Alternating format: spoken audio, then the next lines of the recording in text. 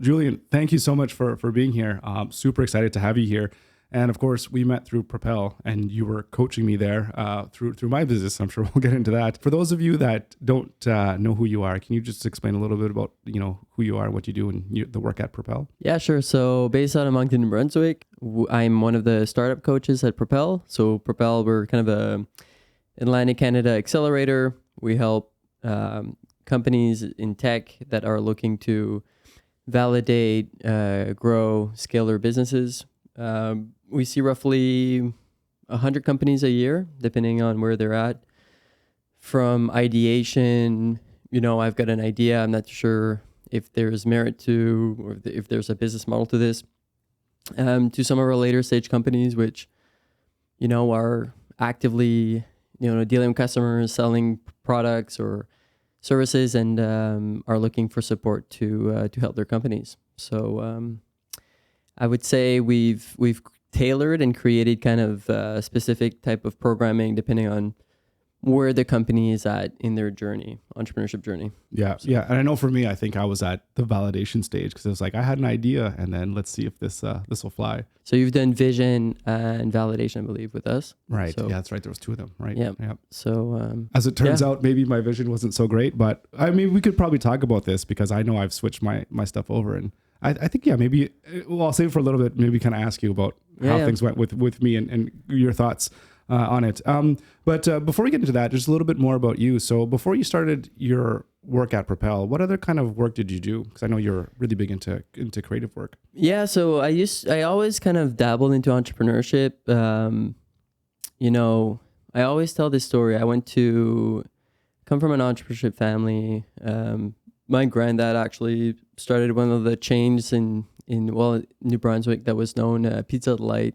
Okay. So Pizza Light? Yeah. So he was one of the two founders of that, and we also have kind of a small family golf course and camping in Shediac. So it's always been, I think, kind of in part of my roots, I guess I would say. And so following my studies in business, I kind of dabbled into different type of roles helping entrepreneurship. So I helped young entrepreneurs after for a while. Then I went to immigrant entrepreneurs, and went into Propel, and all during that time had a bunch of different, small and creative projects. And over the years, it kind of landed on documentaries, filmmaking. Filmmaking's always been something I had been doing when I was young. I always had a camera. I used to always do kind of these videos of, friends and family if we would go on a trip, or more just for fun. And it kind of grew into me thinking at one point, well, maybe I should, try to dabble into something more creative and a bit more of an idea that I could have. That led to having done, a few movies now. So yeah, that's really cool. It reminds me of the story of George Lucas. I'm sorry, you can see the X-Wing there. I'm a huge kind of Star Wars fan. Yeah. And that was the thing too. I think he was just like, he has a camera when he's a kid and just going off and just kind of exploring and just kind of, I don't know, just letting those creative juices flow, which is pretty cool. I would say, it wasn't, it's funny, but when I look back, you look, I could have done a video of 5 minutes, and, just the laughs and the response of people that you knew who would watch that and kind of, just kind of share good thoughts about the content, I think is what makes you want to kind of keep going, and it's fun. It's you learn every time, and there's things you change, and so anyways. I totally resonate with that in terms of you create something, especially if it's like a family video, and then you show it to your family and they love it or whatever, and you get those responses. It just makes you want to make more. Keep doing it. So I made a video for my wife, and I took like every video that we had from our kids till the time they were like teenagers, and then she didn't know I was making it, and then I showed it to her for her birthday, and then of course I kind of recorded it, but I didn't post that because she was just crying or whatever. so she loved it, and I think it's on YouTube. I don't know, it has like 100 views or whatever. She's like, that's like 98, or just me watching it. Like she watches it every birthday or something like that. Anyways, so back to your film. So I saw your film, Le Prince d'Acadie. which is all in French. Kudos on watching a movie because I don't think it had the English subtitles. Some stuff did, but I understand French perfectly fine. Though. So yeah, so it was je peux parler français un petit peu, mais it's been like my mother's actually French Canadian. Oh, what the heck? So I was pretty good when I was younger, but now I just because I came here and I haven't spoken French in like 20 years. So I was like, oh my goodness. And I'll be honest, half of it is, we call it Chiac, which is like half French, half English. Mm-hmm. So even for English speakers, usually they can kind of get a sense of what's been told. On. Yeah. So I have no problems understanding it, but yeah, to speak it is a little bit of a different story. Anyways, but I saw the film. I loved it because I thought, the cinematography looked great. All the shots were amazing.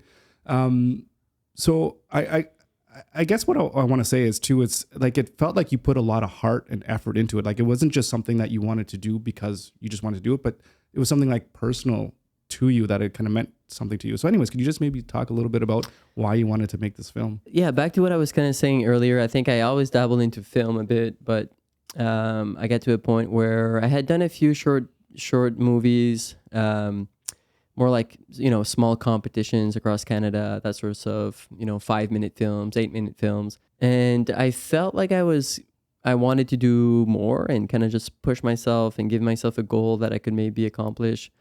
So I landed on the idea of doing maybe a documentary. And I think you mentioned George Lucas, you're a big fan. I also kind of grew up on the original Star Wars, episode 4.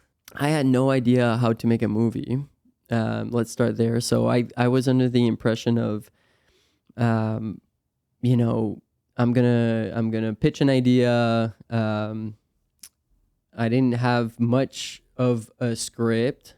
I didn't know what was a script. I didn't know screenwriter was actually a position. Oh, okay. Yeah. I just called up the TV station and I said, hey, I'd like to grab coffee. They accepted my coffee invite.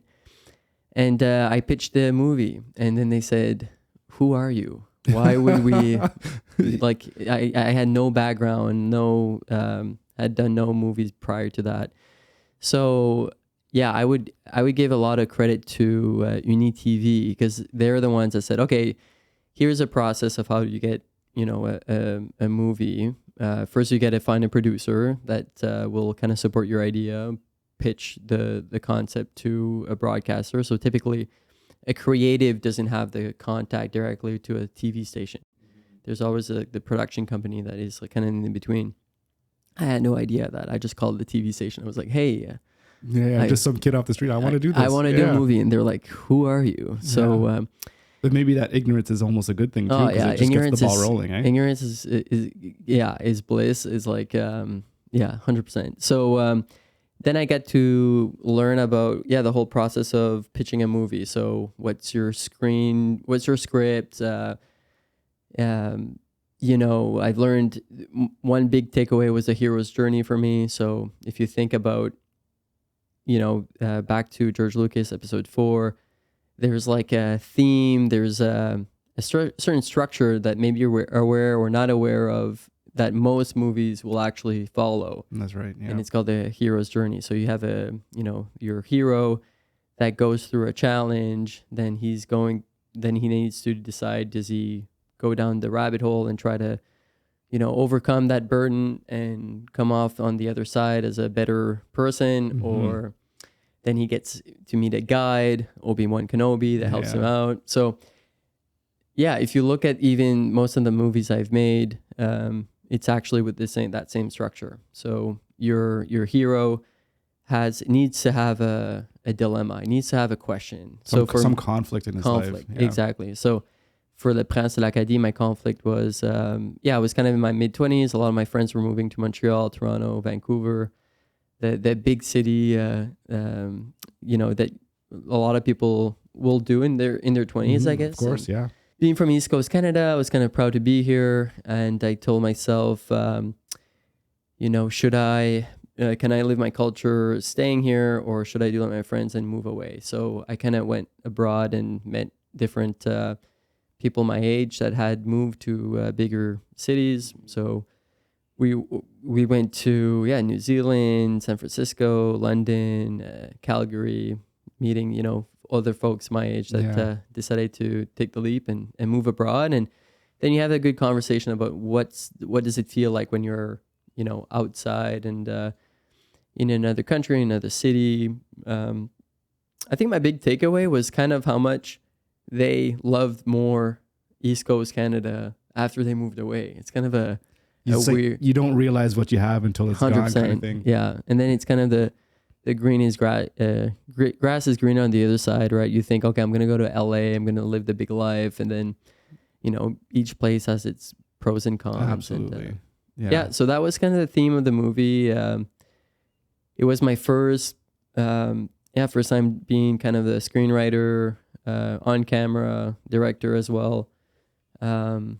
It was a crazy ride, not gonna lie, but I imagine too, because I was watching it and I'm like, my goodness, you're traveling to all these different places. That's really cool. I mean, for all these places, was it like, have you traveled much before, or was this kind of like the first time you went about and started traveling and seeing the world? So I took a page out of the playbook from Lean Stack, which is build your MVP. Try to think about what's your minimum viable product that you want to do with this. So what I did, I actually went on my own a first time. So that didn't make the cut in the movie. So I had 2 cameras and I tracked down 4 different people, young adults my age that had moved abroad. I went to Cambodia. I went to Bali, Dubai, and Germany. There was 4 people that had moved abroad. And when you mean you went on your own, as in like just you yourself? Yeah, myself. I had 2 cameras. And then I came back and I made kind of a small 2-minute video of that experience. And I showed that to the TV station. Okay. So I think he kind of gave them an idea of, okay, here's the direction he's going for. And again, I think it kind of brought the different values I was trying to showcase that you will see in the movie. So it's about, kind of adventure. It's about going abroad. It's me in front of the camera, asking the questions that we want to know. And I think it kind of gave them enough confidence to say, okay, let's give him a try in his movie. So okay, so that's kind of interesting then. So maybe talking about the entrepreneurship aspect of this. So when you went off your own and did this proof of concept, like, I guess the thing I'm thinking about is funding. Like, is this something that you paid out of pocket initially to go, and then you figured out how to pitch this again, I guess, and then get funding? Like, I guess maybe, walk me through how that works. Well, again, ignorance is like, I was so ignorant. So I just paid out of my pocket, and it was a terrible move in a way, because like after you do that, you come back and you kind of realize what's the appropriate way to get funding for a movie. And the appropriate way is really just to, work on your script, have a really good pitch deck, explain well kind of the thesis of why, what's your vision? Why do we need this nowadays? My thinking was, if I make a very good 2 minutes, I'll just land a movie, which isn't the case. But I do believe it helped in a way, because it did show a bit of the the theme that I was going for and that sort of stuff. So I'm in hindsight, I'm not too sure if I were to do it again, I would have gone just straight to the script, but then I would have not have learned what I've learned. All in all, I think it took me 3 years, a good 3 years before like the original, I had an idea all the way to start filming. And then it took another year. Oh, really? 3 years just to, here's this kid pitching this idea, and then until you get the funding or whatever, and then you're even filming. Yeah. Got rejected a bunch of times. And from the TV station? Yeah. I do find too, like, I often say this, I find 3 years is a good time frame. It's often like, I think you're like me, we're kind of idea people, we're creative people. So I find the 3 year window is interesting, because it's, for me, if you're still passionate or you're still constantly thinking about that idea after 3 years, I think it will eventually happen. That's an interesting perspective. Yeah. Compared to like sometimes, you you might have a project you're starting that might last 6 months, a year, and then not. You know what I mean? Yeah, So absolutely. I became a big believer in like consistency and the thought about if you put in a bit of tiny work of yourself in that project each day, that will have such a huge momentum. Like after compound interest in a sense. Yeah, exactly. Yeah. Yeah. Do you ever struggle with, like, I know I struggle with this, of just wanting to get things done, right? Like just being impatient, I guess. Because like 3 years is a long time. Yeah. But for me, it's just like, I just want to get this done. I want to go and shoot and I want to let's go. Yeah. Yeah. 100%. Yeah. It is the ups and downs of like, or the reality of it. I think it's, but that's to say, like, that was my first one. And I think when you're going through this learning curve of doing something for the first time, it might take a bit longer. That's true. That's a good right? point. So like my follow-up movies, it didn't take 3 years. It took, maybe 6 months or a year, because now you kind of understand the flow, the structure. Yeah. It's a bit easier. Yeah, and I'd imagine it's much easier too to pitch to get funding or whatever, because they Yeah. know you. I don't know, was it with the same even TV network or the same kind of Yeah, funders? yeah. Or, So okay. I've done a number. Yeah, so I've done 4 projects now with the same TV station. Okay, yeah. So when did you start working at Propel? It'll be 6 years now. Yeah. 6 years now, and so you're saying you've done more films after that. So I imagine you're doing both Propel and filmmaking. Like you're still working on filmmaking, kind of on the side. Yeah. So well, first I'm like super fortunate that when we're doing the filming, Propel. Yeah, I'm lucky that Propel kind of allows me to take the time off to do it. A lot of the work is if you think about prep your script, it's a lot of stuff that you can just do more like weekends and nights. Right. Yeah. It's more the filming that is a bit more challenging to squeeze in your calendar. But even for the filming, if I look at a full length movie, you might just get like 8 filming days. You might just get 15 filming days. Mhm. So that's 3 weeks that We're just going every day, but then it's done. Yeah, and it's done. That's those big Marvel movies that they say they're like going for months and months or whatever. Oh But man, those I wish huge. I wish we had the budget for that. Yeah, no kidding. Eh? The Yeah. stuff you could do with that. Yeah. You're bringing a good point. I learned a lot even from the industry's point of view. It's crazy how I would say efficient the filming industry is.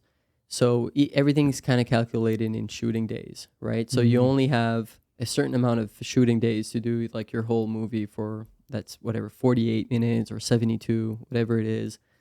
So it forces you to be super strategic, super, bare bones, find innovative ways of doing the, getting your stuff done with the finite amount of resources and time that you have. So it's often, when we have a shooting day, we'll try to squeeze in like 3 interviews in the day, or we'll try to, do 2, like if you only have 1 interview in your day or 1 set location, you're kind of digging yourself in a hole. Mm-hmm. So I've learned a lot in the how efficient you need to be. Is it difficult though if you're jumping from? I mean, you're doing some different locations, but you're also jumping from like country to country as well too. Yeah. So I guess though, when you're in one country, you plan that one so well so that you can hit all the, like, you get all your B-roll and do all that and kind of. Like so the esports one. So we traveled finding these big competitions of video games. So we spent 3 weeks in Europe, and it was between, we started in Turkey and went back west. So we stopped at like Serbia, Barcelona, Paris. But each day there was something. It's like either it's a traveling day, so you're going from location A to location B. Sometimes it was travel in the morning, interview in the afternoon, and it was pretty hectic. Yeah, it's like set up and then interview and then take down and get ready for the next day. So the coordination of those trips are pretty hectic. But fortunately enough, everything went well. We didn't miss a beat, and we came back with all the content we wanted. And Yeah, that's good. I haven't seen those ones, so I gotta watch those ones. I Yeah, gotta yeah, find yeah. those. So Yep. there's like 2 or 3 of them for the esports. So the It's like a esports was 3-part a series, I think. 3-part series. Yeah. Yeah. 48 minutes each. Yeah. We try to give kind of a more kind of an industry perspective. So thinking about like the economy of what is going on with the game. So, you know, you've got all of these different jobs, for example, that we don't think of. An announcer, you know, Like the commentator who was commentating on the guys playing. Yeah. the people that organize the event. So we wanted to show like, here's actually what, there's not only the players and managers, but there's all these different jobs that are being kind of created because of this new emerging industry called competitive games, so esports. Do you play any games yourself, or? I'll be honest, I used to play Halo back in the day. Yeah, okay. I do like Call of Duty. I don't have any consoles at home because I think I would just play too much, and Right, okay. I know I would just waste my time playing. Yeah. And I think it's really hard. Like the people that are like, I used to play StarCraft. That was kind of my game. Yeah.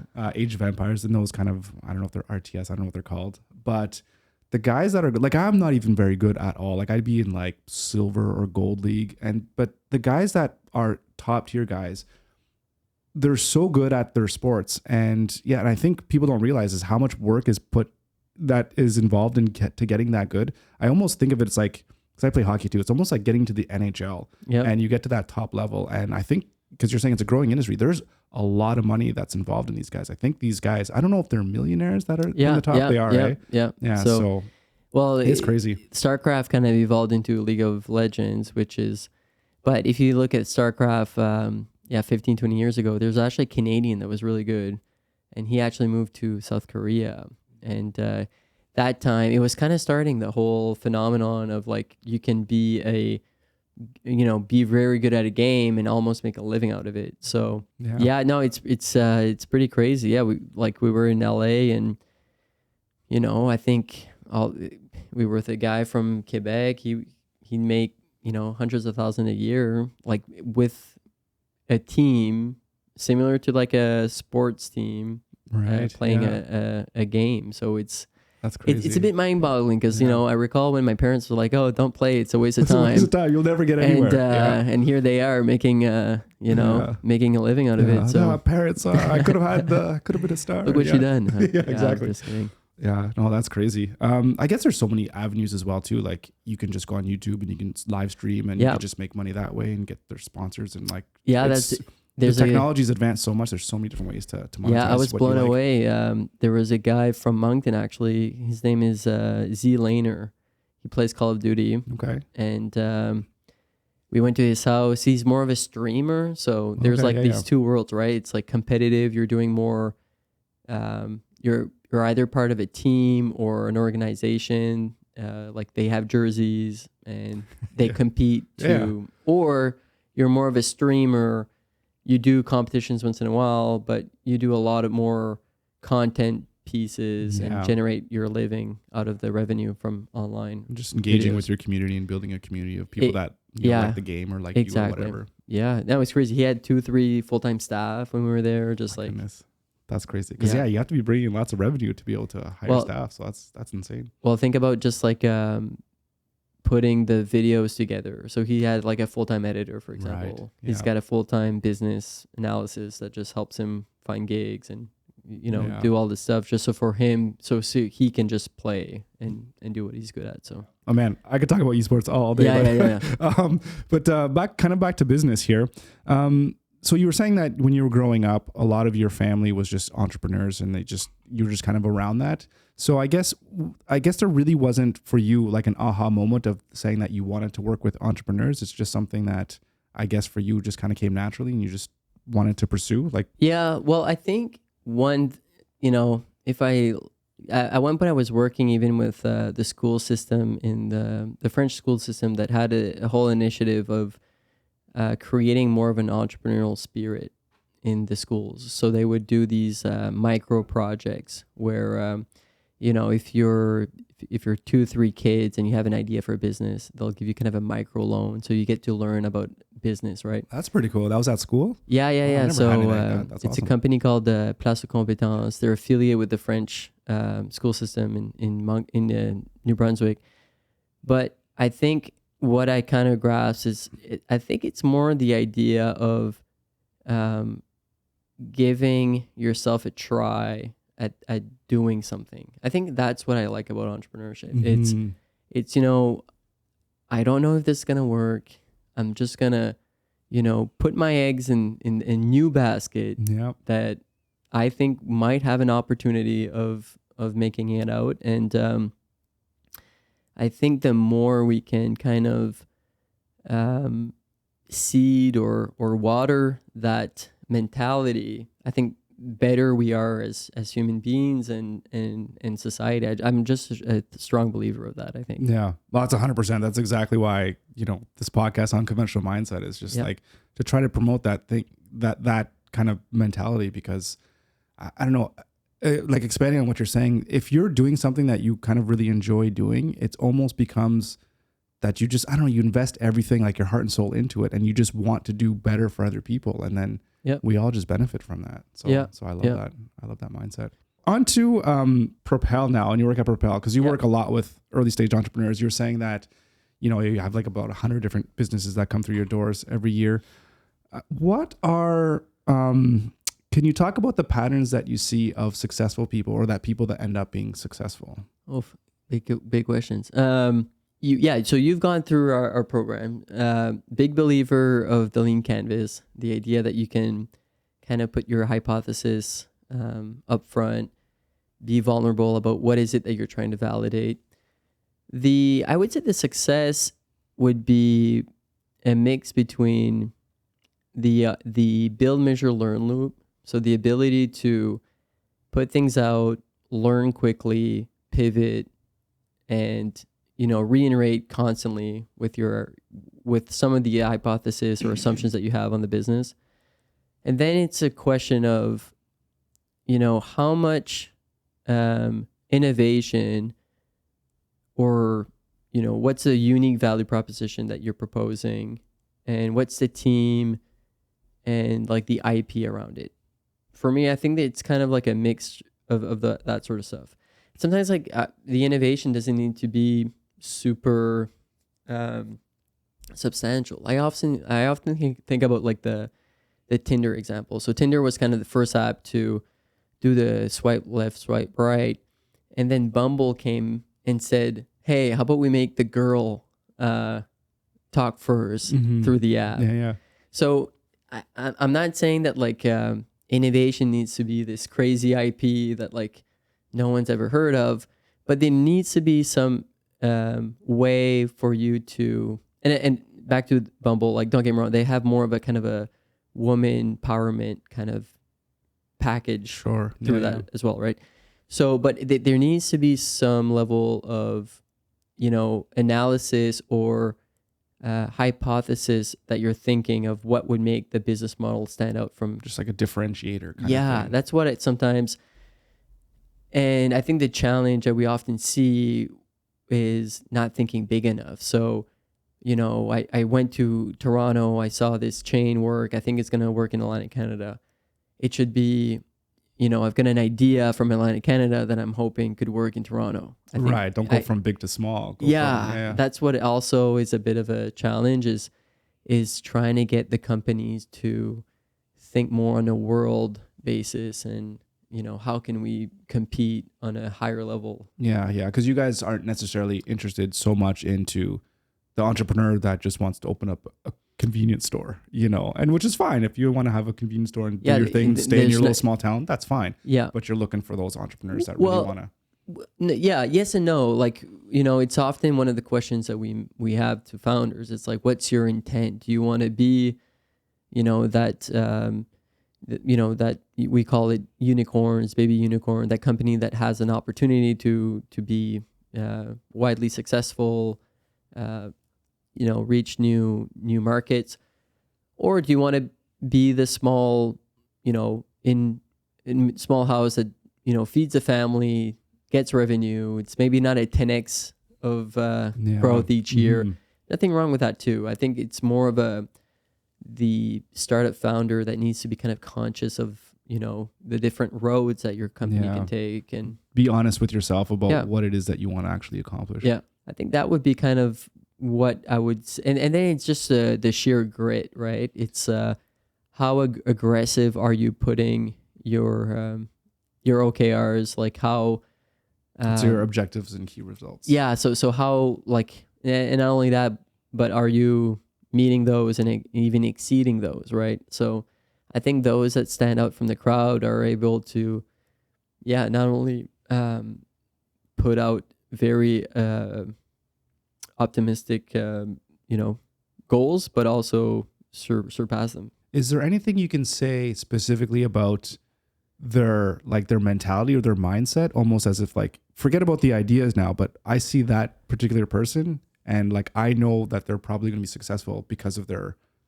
almost internal character traits? Yeah, I think, so back to what I was saying, just a grit. And the other thing I find is I feel like we don't give enough respect being in business. Is like, it's tough. There's very few industry or areas that it's not a competitive dog-eat-dog world. So I find, the level of grit and just pure, determination, the will. Exactly. It's I find that's what I'm always kind of astounded at, as like, what's the level of the game that you need to be at to be on a if you want to compete. It's interesting because I think a lot of people have this rosy colored vision of entrepreneurship of, like, I'm just going to start my business and I'm hardly going to work. Maybe I'll have that Tim Ferriss 4-hour work day and then that's it, or 4-hour work week. And then, the money's just going to roll in and I'm just going to spend time on the beach and that's it. Like, no, it takes a lot of work and a lot of effort to get to that point. So sometimes, entrepreneurship is not very sexy at all. It's a lot of hard work and late nights and sometimes, late weekends. So on the flip side of that, what are characteristics, or do you see characteristics of people that their business is probably going to fail? I guess it could be, the question would be on the personal side to them, or maybe even just ideas or concepts as well that, just need a lot of refinement. You want me to pitch people under the bus here, huh? Is that what's going on? No, not at all. We can keep the business names anonymous. I'm just kidding. I don't think, like, I've never seen, and again, back to the build, measure, loop, thinking, I don't think ideas are worth much. I think it's more of a question of how can you learn. I think at Propel, we do see a lot of companies that have, this intent on, there's a lot of focus on product, right? And I'm sure you've seen kind of some of the methodology we try to put in front of founders, but the market and your customer are as important as the product. So right, 100%. We often, I think the biggest challenge that we have is trying to make entrepreneurs realize that it's kind of a 50-50 game. Like, your market and your product needs to be almost at the same pace as you're proceeding and validating stuff. And your customer who's giving you, direct feedback on the product. So I believe that even for us at Propel, if we can bring a certain amount of awareness to startups in the ecosystem, that for us is as much as of a win than a company that, would pause, or a company that would become a $1 billion company. In the work that you see, how important do you think it is for an entrepreneur to be coachable? Well, at Propel, we're kind of big on coaching, and I think it's more of an idea of, putting your ego at the door, being able to, receive constructive criticism. Being an entrepreneur, I think it's a team sport. Even if you're a solo founder, you'll need investors, you'll need customers, you'll need a team that works with you. So it's more of the mindset of, if you're burning too many bridges, you might find yourself alone in the island. So I'm finding it more of a, when I'm thinking of coachability, I'm thinking more of, will you be able to create those links with people that will make you a successful entrepreneur? That's kind of the kind of weird, long way of explaining coachability. But there's also those stories that, they said no and burned all the bridges in the world, and they came with their idea, they were on their own, and it became successful. So it's not like it's really? I thought you were going to say that they burnt their bridges and then that was it. No, but I'm just saying, like, it's not a zero-sum game. I find, like, everyone, there's different stories of everything. Yeah, there's never one path to get to the final destination. Exactly. But I do find that if you want to put your best chances, like, there is value in, like, being kind of part of the team of. Yeah, there was somebody here, Kent Smith. He was on a couple episodes ago, and he's one of our MLAs in Eastern Shore, I think. And he said something along the lines of, "Show me your net work, and I'll show you your net worth." So in terms of not burning bridges, right? Just connect with people. Everything's a team game, and then if you can grow your network, that'll just help you open up so many more doors and opportunities in the future. Yeah, 100%. And I think back to the compound interest thing. Like, I'm a huge believer that it's like, I want to become whatever it is you want to become. Show me your calendar. And I think it's even Jerry Seinfeld who explained how he puts, I think it's 3 or 4 hours every day of just like joke writing. Really? Okay. Yeah. He schedules it in. So yeah, it schedules it in. So there's no coincidences that you become successful if you're so focused and disciplined on putting the time. So, and that's with anything, whether you're trying to lose weight or you're trying to put on muscle or you're trying to learn a new language, or every day, just write jokes. You know what I mean? Yeah, exactly. It's the same thing. Yeah. Just keep at it, keep plugging away. This is kind of an interesting point here, because you probably hear like a lot of different pitches, I would imagine, that are coming in through your door. Is there any way that you can tell a business like right away that an idea is a really good business and that's going to have legs and it's going to do well? Is there like specific things that you see? I would say it's probably the opposite. It's kind of weird, but it's often our process at Propel, you've seen it. We have kind of this 5-week vision where the founders get to kind of just give their summary or assumptions on a canvas. And then we get to work more with them in the validation, which is 12 weeks. It's often our assumption of like which companies will be great at the vision. It's like the opposite at the end of validation. Just okay. Yeah, because it's you don't get into the flow of the founder. You don't know how much willingness is there on doing market discovery or so.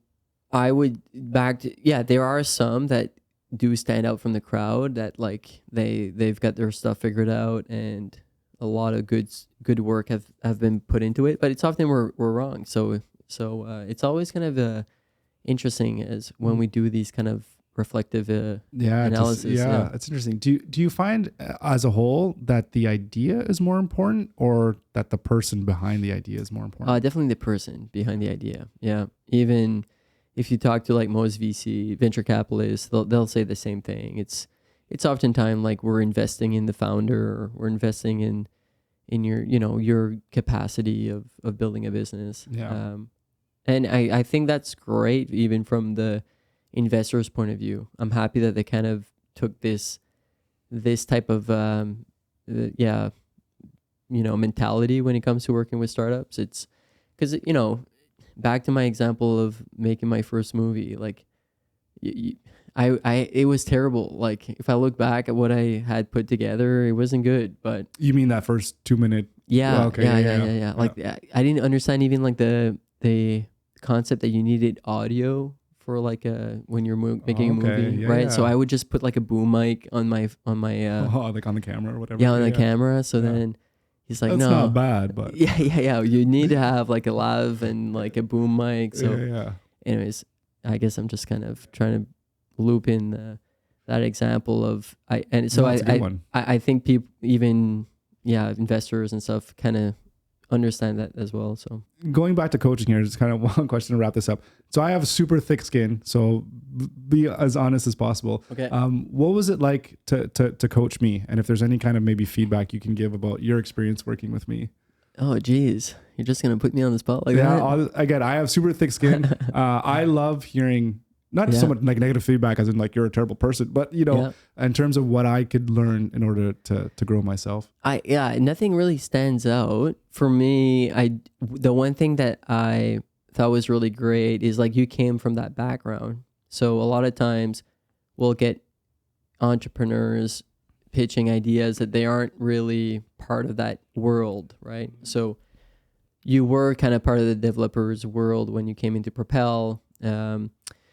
I don't know. Nothing really stands out. I did remember we had kind of more conversation on like the Larry and Steve path to entrepreneurship. I do remember some of those where, and I guess for context, Larry and Steve is the two path of entrepreneurship that we show in one of the modules, where one is under the assumption that I can, if I want to build a plane, I'm going to spend all this time in my cave and I'm going to make the perfect plane. I'm going to come out one day and say, here's my plane. And everyone's going to buy it. Yeah. And then the other one is Larry, who's more, well, let me think, let me talk about the plane to more people as possible. Let me see what people are telling me the plane should be. And I needed to be more on the Larry side. Yeah. But I believe you also came into Propel where you had built the product already. So it was kind of maybe more of a challenge because those learnings might have not have as applied to where you were in the journey, I would say. Right. Yeah. But no, nothing really stands out. I think, customer discovery was a bit tough, I recall. Trying to talk to different developers or get their insights.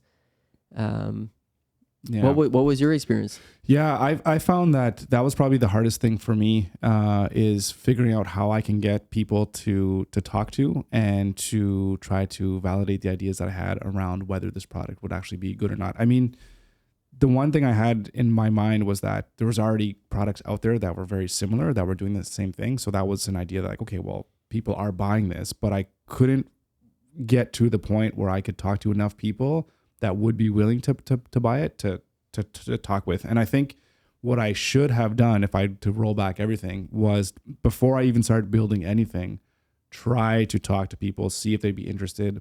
And what I always loved about the Propel and the things that we learned was that people would validate and get traction before even writing like a single line of code, right? Like get people on a newsletter list or whatever that would be interested, and then just keep trying to figure out what it is that they're actually looking for. So, because I found out that I ended up wasting like 6 months of just building stuff when at the end of the day, nobody really bought anything. But it's also kind of what makes it different, right? Because it was a crowded space as well, right? So like, again, back to the Bumble example, like if you can really zero in on like what makes you different, or I thought you had a pretty good path with new developers where that was the idea, where you could have also done, maybe a bit like almost like coaching and how to use the templates, that sort of stuff. I thought that was kind of a interesting angle that could have a business model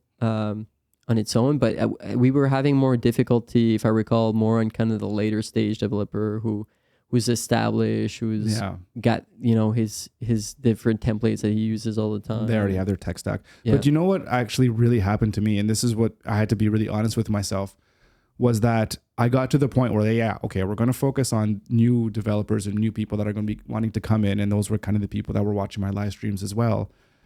But then I started making actual education videos and content. And I realized that I don't actually like doing this stuff anymore. Like my passion just kind of almost drained, because I'd been doing web design for like 20 years. And then I was sitting down, writing my scripts, doing the videos and doing the tutorials and being like, I hate this. I don't like doing this anymore. So I kind of had some long nights of thinking of like, do I want to keep forward and trying to make this thing work? And will I be happy at the end of the day? And then I decided I don't think I want to do this anymore in Yeah. terms of trying to teach. Like, it's just, I've been doing it for too long, and I like to do new things and experience things and kind of grow more in terms of, like, I don't know, I like to be more like the breadth of knowledge as opposed to just being really specific at one thing. Yep. So I was like, I think I need to figure out what else I could do to like fulfill me like in here. So that's, I don't know. Does that happen often to a lot of people? They're like, I'm just kind of burnt out of this idea. Maybe it's good, maybe it's not. I don't know. But Yeah. if you don't have the passion to go in, it's like, what's the point of even trying? Yeah, 100%. Like, back to what I was saying, like at the end of our cohort, we make companies decide between, are you the 3P, we call it. So are you pausing, persevering, or pivoting your idea, your business model based on the knowledge that we've gained over the last 3 months? And like I recall one guy who had been spending, I think he had spent like 7 years, I don't know how much money. And at the end of the 3 months, he's like, I think I realized that I need to pause this. Yeah. So after 7 years, ooh. So, well, it was like, it was hard to hear. And I think there was a lot of holes, I think, in the business model itself. A lot of things had changed in the environment, but we were quite happy. Like, you need such humility and courage to kind of, rip the Band-Aid and think, it's tough, man. Like, we get so attached to our ideas and our projects. It's like, it becomes babies, right? Yeah. So, but it's also why, a lot of VCs and investors like it that you've failed at a previous startup, because they know you've gone through that, internal struggle, and you moved on to another idea. So that's the other thing that I think is like very unique to entrepreneurs. Like, it's often you'll see them bounce back with, new companies and new ideas. So hopefully something bigger and better. Yeah. We'll see what happens. I'm not sure exactly what I have in mind right now, but like I said, I love podcasting. I love sitting down with people. I love talking. I love even just having people into this. I've only had one client so far, but they came in and I got to talk to them, meet them. Actually, one of them was, he's a filmmaker. He did the, do you know it's a documentary here about, I think it's The Treasure in Oak Island. Okay. Whatever, Yeah. John Like Chisholm or something. I don't know if you know. That TV show that's been running for like 14 seasons or something.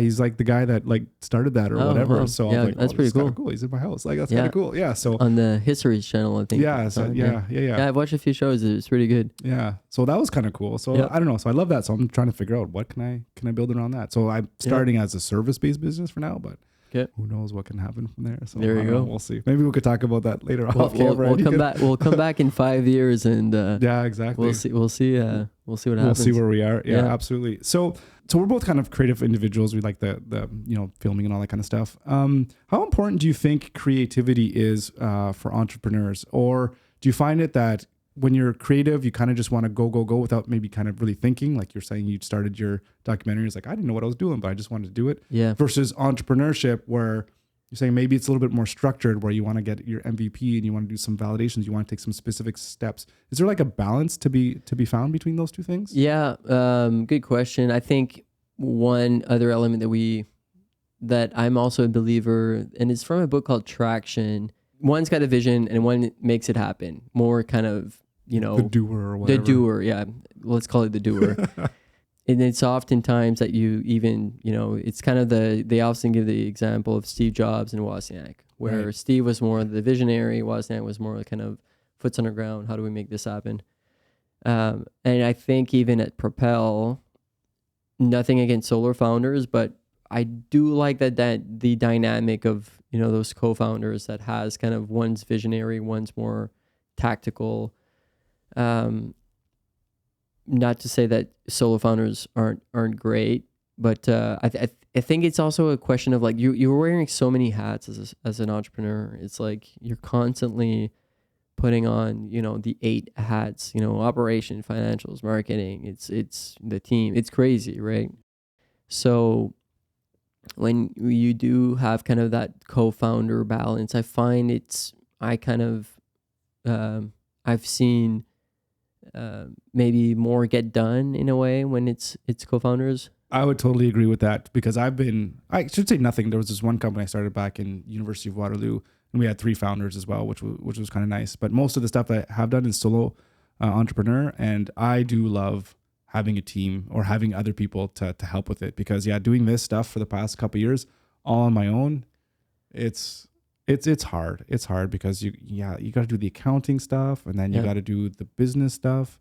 And then I got to do the editing as well. And then I got to do the web stuff. And it's like, oh man, I just would love to focus on the things that I really, want to focus on. Yeah. So, but it's difficult though, eh? Would you say like finding someone that you can not only be a good co-founder that is a good compliment to you, but also someone that you actually want to go into business with? Go into business, yeah. Because it's almost like finding like, like a spouse or whatever. Like you're spending a lot of time together. I know. It's worse than finding your spouse, right? It could be. It's who you're gonna spend late nights with. It's who you're gonna talk to every day. It's it's tough, 100%. It's I don't know what else to add to that. You nail it on the head, honestly.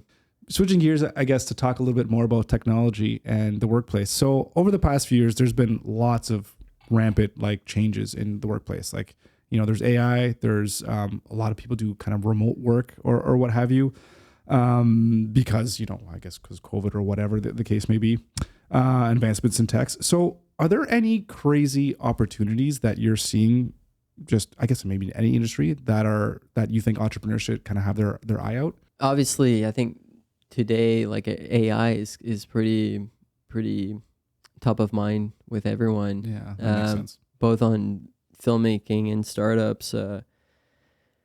It's moving so fast too. It's hard to grasp like what the future holds. I'll just give you an example. So there was a company in Montreal that we always worked with that did the transcribe. So if you film, an interview, they would take the interview and they would kind of just write down what the interviewer was saying and send it back to a company called Epilogue out of Montreal.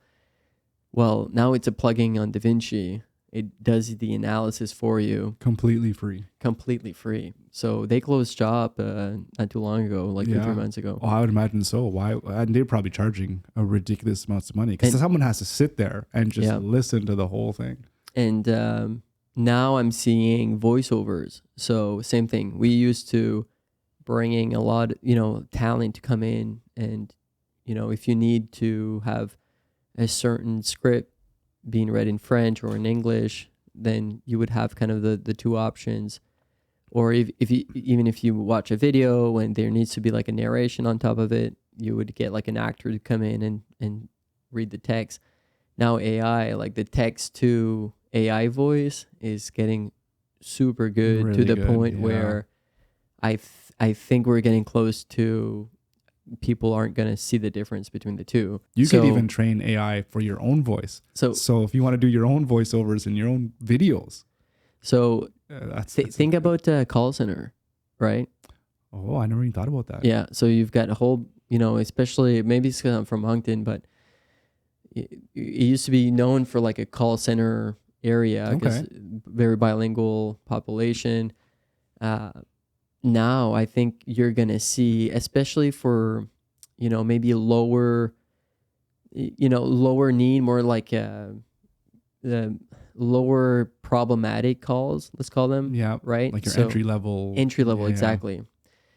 That I feel that's going to be like a huge impact over the next, not 5-10. I'm thinking like 2-3 years. Do you mean in the sense that people aren't going to be calling into people? They're going to be calling into AIs, and the AI is going to be able to handle. And you won't even know. Right. There's no way you're going to know. Yeah. Like even now, like AI text to voice is at the point where you can't tell. When you're having a conversation. Yeah. But yeah. Have you ever seen Black Mirror? Yeah. It's mind-boggling. Yeah. I love that show. I don't know. It's one of my favorite shows. I love it. Who thought about that, but it's such a great way to... Like the Twilight Zone and Outer Limits kind of. Well, it's a great way. I find it's just a great way to reflect on society and technology. It's just like, hey, by the way, this is great, but did you think about this? Yeah, all the negative aspects. Yeah. It's sad. Most of the episodes are negative consequences, which I think is good though, because that's why I kind of like it. But sometimes I remember their first ever episode was like on it was just a YouTube video. Was it really? Yeah, pretty sure. Oh, I didn't know that. Yeah, Oh. if you look back, I'm pretty sure it was just like, and then it went down more into like more advanced technologies, right? But like, you mean like Charlie? I think it's Charlie Broker, whatever his name is. You mean he like that was his MVP? Maybe his proof of concept of whether the show is going to work. Just like the. I'm just trying to say that like it's technology and the negative things that can happen. But the first episode was like just YouTube, as in like, you know, having access to YouTube videos. Okay. Here's a scenario that could happen. Right. Yeah. I see. So I see. Yeah. Yeah. And so then now at Propel, if I put my Propel hat on, like, I think every application that we're getting in now is there some form of AI. Yeah. It's like, it's getting a bit overwhelming as to like, okay, what is actually AI? AI, right. Like under the hood, like. Yeah. Do you feel like it's almost a little bit like the .com bubble back in the day, where everyone was .com whatever, but now it's like, well, now I'm just .ai. It's like, yeah. Is this a real company, or are you just throwing in AI because it sounds fancy? Yeah, I wasn't around for the .com, but like 15 years ago, it was like apps. Like everyone wanted to do an app because, like, again, like same get thing. On the iPhone or whatever. Yeah, the iPhone was new, and oh my God, you can have access to it. You know, create an app, and everyone can have access to it. So that's what I'm kind of comparing it to. Now it's like, but it is like there are some functionalities and things you can do with AI that I think will change, even from like some of the companies that we're seeing in Propel. But you know, what does the future hold? Who knows? Yeah, it's like, absolutely. Yeah. Somebody here, Nick, who was here last week, and he's like, "Oh, I think in the next few years, we're pretty fine for like web designers or whatever, because you still need somebody to interact with a person, and a person's not going to use AI maybe right away to just generate a website for them, because they don't want to do that, right? Because they're a business owner, they're a plumber, they just want to do their plumbing work. They'll still maybe hire somebody else to do their website. But then he's like, yeah, in 10 years, 15, like, who knows? Who the hell knows? Because it's advancing. It's so fast that it's kind of scary. There was I had a presentation from AI. It was more kind of they were just showing the type of jobs that you have and the impacts or the usability of AI in your day-to-day. And one example they gave that kind of was shocking was coders. They were saying, so they put kind of this axis of like how many jobs will be lost and how much will you use AI at the same time. Mm-hmm. So jobs like more creative writers, musicians will use a lot of AI, but they believe under that study that they're not going to necessarily not be musicians anymore. They're just going to use AI to amplify their jobs. They're already, because they're creative. They know how to instruct AI to build whatever it is. So a writer will maybe produce more books because he's got the support of AI. That's kind of the thinking. But coders were at like 50%. So half of the jobs of coding might disappear because coders will use AI and be a lot more efficient. And I think we're already seeing that. You can actually copy paste your code in ChatGPT, for example, and say, what's my bug? It'll come back and just flush it out for you. Yeah. So there's a lot of like usability that we're already kind of seeing that has an impact on. But you're right with the coding now too, because I've used it as well too. But you have to know something of coding to know if it's right. Because sometimes it gives you bad. It's just wrong. it's like what that's just wrong. But that's today. Like give it a year or two. I know, right? because it's just getting better and better. Yeah. Yeah, absolutely. So it is crazy. But yeah, okay. So enough about AI there. But in terms of the individual skills then of the entrepreneur, what do you think would be most important for them in the next 5 to 10 years? Like AI is coming. It's like what could you recommend somebody work on a specific skill? Like what's important for them to have? I think it is like understanding AI in a way, like knowing what you can do with it. And I'm even seeing billboards now, like on the highway. Yesterday, so like there was a billboard saying like AI your business. So I think there's gonna be like this whole push around consultants or incubators that are going to say, how can we help your company, maybe improve or grow or find efficiencies using AI. I think that's going to be a huge push over the next few years. That's interesting. That makes a whole lot of sense because, like if you think of like the internet just coming online, the people that were business owners or whatever, they weren't learning necessarily how to do the internet or whatever. They had people come in and like they hired the web designers, they hired the people to help them figure out how to integrate that into their business. Yeah, exactly. And maybe the same thing with AI. It's like, okay, well, I don't want to learn AI, but I need to bring someone in to help me utilize it in my business so my business doesn't get left behind, because if everyone else is using it, then so that's interesting. So instead of thinking about your job being replaced by AI, learn AI as a tool and see how it can integrate into other people's I think business. that's going to be huge. As long as you're still solving a problem and there's a need in the market and it's a pain point, I think that is not going to go away, right? The fundamentals of entrepreneurship will remain the same. That makes perfect sense. Just if there's a pain or whatever, then someone's always going to need to solve it. Doesn't matter what. It's almost like there'll never be like no problems, right? We're always going to have problems, whether it's AI or not. The humans are there's always going to be something that could be improved on. Yeah. And I find good entrepreneurs are like realists. They're kind of present, but they're future looking in a way.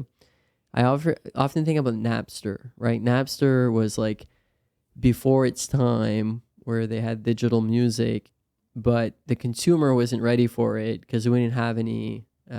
We just had like, our parents' old computer that we were bringing in, and I don't know how much viruses that came with the songs. There was a few. Did you know what I mean? Yeah. But then when Apple came along with like the iPod, then it made it more accessible. Like the 99 cents to buy one song kind of thing. Yeah. So then Apple Music came along and kind of changed the whole system, but really Napster was there beforehand, right? So I think there's timing is huge in entrepreneurship, but there's also the thinking of like how life is today, and what, like Amazon is the best example. Like when you think about it, what amount of forward thinking there was to think we have internet, let's try to sell books because eventually I think I'm going to be able to sell a dishwasher. Yeah. Like it's still pretty, I need warehouses that will be able to bring those pretty quick. And so there's like a certain amount of like forward thinking. Yeah. The visionary. I think Bezos was like that too. I think he knew he started off small with books, but I think he had it in his mind of where he wanted to go. So again, being able to like articulate that vision, but also stay present in how society is today, that it doesn't feel too scary. Again, same thing. Blockbuster. Like Blockbuster should have been the one to like foresee that we're gonna watch movies online or stream, right? Yeah, but they just missed. Like I don't know who was the CEO, but like there was just a gap of understanding like technology involvement to right that ship. Yeah, I love that story. I can't remember who tells it, but I don't know if it's one of the co-founders of Netflix, and talking about how they went into the boardroom of a Blockbuster and pitched them a thing, and they just laughed them out of the room. And then 5 years later, of course, they're bankrupt or what have you. Yeah, so that's a fascinating story of how they just weren't able to see. Because I think the big thing that they were focused on is we can't get rid of that stuff because we make all our money through late fees. Yeah, and the huge pain point is everyone hated late fees. Yeah, but you had it because you had no other choice. Yeah, and these guys come along and be like, no late fees. And there's a lot of like new, like I feel every month or now I find like ghost kitchens are interesting, right? Where I've never ghost kitchen. Yeah, I've never heard of it. So basically, if you go on your Skip the Dishes, it might not be a restaurant. They just put a storefront, but it's just like a small, industrial, fake restaurant that makes your meal. Do you know what I mean? But who's actually making the meal? The restaurant that you see on your app, but it's not a restaurant that you can walk in and sit down and order food. So that cuts down on all those fees of having to. Exactly. Oh, okay. Same thing for grocery. So I think in not too long, there's not gonna be any grocery store. There's gonna be, Amazon inspired warehouses that you're going to order your food from, and then it's going to come at home, and you thought it came from Sobeys, but it was really just an, Right. Yeah. like a industrial line Yeah. that just, whatever it is. you know what I mean? That'd be interesting. I never thought about not having any grocery stores anymore, because I like to pick my produce, but I guess if that's not going to be a thing anymore, that's very interesting. That is really fascinating. Never even thought about that. What is one thing that you would say that you wish more entrepreneurs knew about business? Well, I often find it fascinating how you're wearing multiple hats, right? So I do find the management of time is super important. So, and I've done this as well, is setting, it's not that you're setting bad objectives, it's more you're unaware of how much time you have to spend on certain tasks to make that possible. So, I'm gonna, close 5 customers at the end of the month, or sorry, at the end of Q2. Okay, how many leads you need in your funnel to get to the 5, to get to how many demos, to get to how many contracts, to get how many signed deals. So there's like a misunderstanding of how much work there is, or how much your time is valuable, I think. So the more, I think delegation would be like one huge value that you can have as an entrepreneur, is the ability to delegate as many tasks as possible and focus on the stuff that's like important for the company. Yeah. I mean, I think that's something that a lot of people struggle with, is like you were saying, if I know I want to get 10 customers through my funnel and I want to do it by the end of the month, but you don't realize that it takes 20 hours to get one customer through. It's like, how are you even going to do that? So you got to understand the processes and the time it's going to take, because. So one of my first questions usually with companies is like, okay, what's your week? Like how many, before we set up any goals, like how much time are you putting on this? And not doing sales like on the company. And then you're wearing so many hats, and I think that's what's the challenge is, you get the satisfaction that you're working on the business but you're not getting the sales.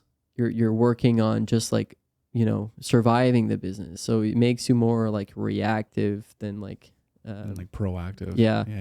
Yeah, I think that would be kind of just the awareness of what's your time in a week that you can put on the business. Okay, so maybe just try to wrap up here with some actionable advice here to our listeners, a lot of them are just kind of new entrepreneurs. So if somebody was listening right now and they were working on something that just wasn't quite working, what kind of advice would you give them, and how they should kind of maybe focus their work over the next 6 months? I think I already know what you're going to say, because you said it before. Is this my plug for Propel? Oh, it could be, absolutely. Yeah, all right. Insert plug here. As you know, like Propel, I'm a huge fan. I believe in their mandate that we get to support entrepreneurs and from across Atlantic Canada. So I think for me, I would say just get as much. It's kind of this like double-edged sword. I was gonna say get as much opinion from your customers as possible if you're like not too sure about what you're thinking, but also kind of keep the core of the vision that you have. Right. Again, I think that's back to like even the Bezos example. Sometimes maybe we're too forward thinking, and we're trying to sell that vision with like a current product that isn't doing the value that we're thinking about. But I find like if there's a sweet spot there that you can try to do, that the customer can come on board and sees what you're trying to validate or do. It's like you almost have to be a really good salesman-ish in order to be able to sell the vision, but to provide enough value with your initial offering to make people be able to see it. Yeah. We are more than happy as well at Propel. So if you guys are interested to apply, propelict.com/apply, we help entrepreneurs from early stage. I've got an idea on a napkin to later stage, I'm preparing for a Series A. So that's kind of the sweet spot that we're at, working with companies. Yeah, and it's free. Best and of it's all, free. which is awesome. Yeah. that was the price that was good for me. yeah. But I don't know. It's a tricky question. Like, what should someone do? It's one. I think it's not giving up as well, right? Like persevering. Or even maybe another way to ask the question could be, when would be a good time for someone to notice when they need to kind of think that they should probably be pivoting in their idea, right? Like they're working on something, but it's not quite working. You know, how to know when is the right time to pivot. Yeah, sometimes it's more kind of, I think the customer feedback isn't giving you what you think the value is. So when you're asking the customer, hey, how do you describe this? And they don't use the terms, or they don't use the core value that you thought was there. Sometimes I find that can be pretty insightful. And again, we often say don't sell to your mom and dad. Like you need real, like even friends is kind of, they're doing you a favor. Like it is like a cold call, someone who doesn't know your background is using this. The core of the thesis is if the pain is high enough, they should want this more.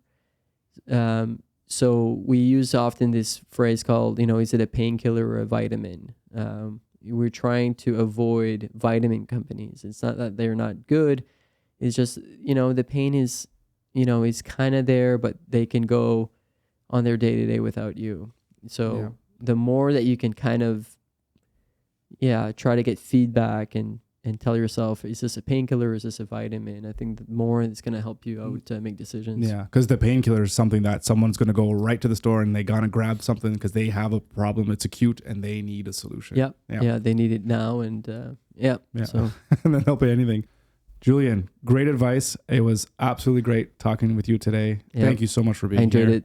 Yeah, this is fantastic. And in 5 years, we'll see where we are with this business, but we'll have to have you back. Because it was a real pleasure. I'll pull it on my calendar, 2028 April. Yeah, sounds good. All right, we'll be here. Thanks, man.